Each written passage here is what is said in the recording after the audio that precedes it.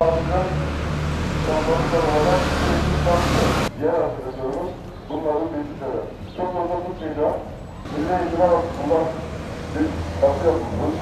Okuldan da testimiz olacak. Esneklikle ilgili, az önce unuttum söylemeyi bu arada, bir de kilolarımızla ilgili.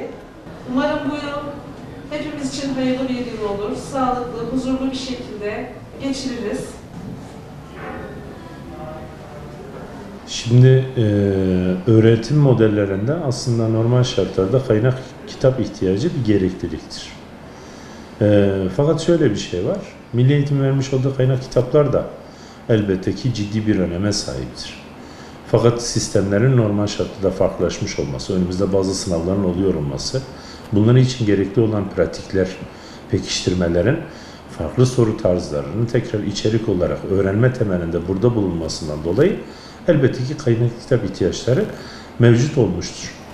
Fakat şöyle bir şey var, eğitim öğretim sisteminin normal şartlarda fırsat eşitliğine bağlı olarak aynı zamanda özel teşebbüsün de bu konudaki çıkışları eğitim öğretimdeki gelişime belli oranda ciddi anlamda hatta bir katkı sunmaktadır. Şimdi geriye kalıyor şöyle bir durum, kaynak kitaplar yeterli midir? Kaynak kitaplar aslında yeterli değil. Yeterli olmuş olsaydı ya da yeterli sayıda ya da düzende olmuş olsaydı diğer kaynakların, yardımcı kaynakların çok da ihtiyaç duyulacağını düşünmüyorum. Devlet normal şartlarda bütün kurumlarında bu sadece yardımcı kaynak temelinde değil, yapması gereken aslında yardımcı kaynak ve bunu işletecek olan öğretim elemanlarının doğru bir şekilde bunu kullanabilme becerisini de göstermektir. Eğer bunlar tamamen birbirine uyuşmazlarsa o zaman biz şunu deriz. Öğretim motivine, öğrenme motivine uygun olmayan kaynakların yetersizliğine o zaman hepimiz itibar etmek zorunda kalırız. Şimdi daha güzeli her zaman var mı? Eğitim ve öğretimin içerisinde her zaman daha güzeli vardır. Daha yaratıcısı var mıdır? Evet, her zaman daha yaratıcısı vardır. Bu yüzden de özel sektör, özel teşebbüslerinde bu konuda gerçekten böyle bir üst çalışma yaparak daha güzelini, daha iyisini ortaya koymak gibi bir durum ortaya çıkmış. Hatta bunu bir pazar haline getirmişlerdir. Bu yüzden de diyoruz, mesela biz özel kurumların normal şartlarda varoluşlarındaki temel faktörlerden bir tanesi milli eğitim okullarımızın bu konudaki yetersizliği değil, tam tersine bunun üzerine bizim çok şey koymuş olmamızdır. Farklı bakış açılarına ister istemez sahip olmamızdır. Yardımcı kaynak ölçütünde de aynı şeyi söylüyoruz.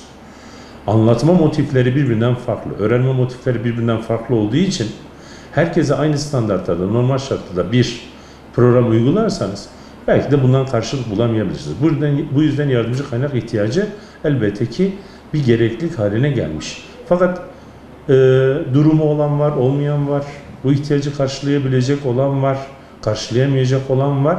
Tabii bu sorun ister istemez genel düşüncenin bu durum içerisinde buna bir formül ya da bir çözüm üretmesinden geçer. Her ailenin bu yardımcı kaynakları alabilecek ekonomiye sahip olmadığını çok iyi biliyoruz. Sektörün içerisinde bulunmamız hasebiyle bunu daha da iyi biliyoruz. Ama biraz daha bu tür bir dengelenme eğer sağlanmış olsaydı fırsat eşitliğinin o zaman tamamen ortaya çıktığını söyleyebilirdik. Çünkü var, imkanı olanlar var, özel dersini aldırıyor, işte yardımcı kaynağını sınırsız bir şekilde temin edebiliyor. Ama bunu her okulda, her ailede görebilmek bazen mümkün değildir. Bunun için de açıkçası yardımcı kaynak gerekliliği, evet gerekli. Öğretim içerisinde öğretimin farklılaşmış olmasından dolayı gereklidir.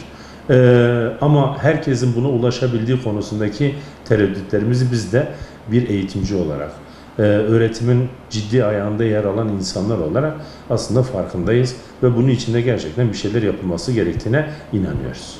Devlet ne yapmalı? Aslında devlet bununla ilgili muhtemelen çok fazla düşünceye sahiptir ya da bu tartışılıyordur ya da konuşuluyordur. Bununla ilgili açıkçası çok böyle fikir verebilecek durumda değiliz. Çünkü gerçekten okulların ya da eğitim öğretimin normal şartlarda her yerde aynı olmaması. Cilsin aynı değil mi? Bence aynı değil. Yani köydeki bir eğitim öğretim anlayışının ya da oraya giden öğretmenin ya da orada okulun niteliğinin bir il merkezinden farklı olduğunu hepimiz biliyoruz. Bugün Siirt'in İstanbul'dan farklı olduğunu biliyoruz. eğitim öğretime ayrılabilecek bütçeler birbirinden farklı olduğunu biliyoruz. Bir fen lisesiyle bir Milli Egemenlik Anadolu Lisesi'nin şartlarının birbirine aynı olmadığını hepimiz biliyoruz. Gerek ki bunun kadrolaşması noktası bile bunun içerisinde bir etkendir. Fırsat eşitlikleri ihtiyaçların temellendirilmesiyle ilgilidir. Eğer biz bunu temellendiremiyorsak yoktur diyeceğiz. Eğer temellendirebiliyorsa, herkes aynı özellikle aynı ihtiyaçlara kavuşabiliyorsa elbette ki devletin bu konudaki tutumu makul müdür? Aslında bazı noktalarda makuldür. Yurtlar yapıyor, işte efendime söyleyeyim bununla ilgili yardımcı kaynakları ücretsiz bir şekilde vermeye çalışıyor. Bunlar ciddi şeylerdir. Az buz şeyler değil. Fakat şöyle bir şey de söylemek herhalde yerinde olur. Herkes buna ulaşabiliyor mu? Bu çerçevede açıkçası o fırsat eşitliği biraz belki tartışılabilir bir şeydir.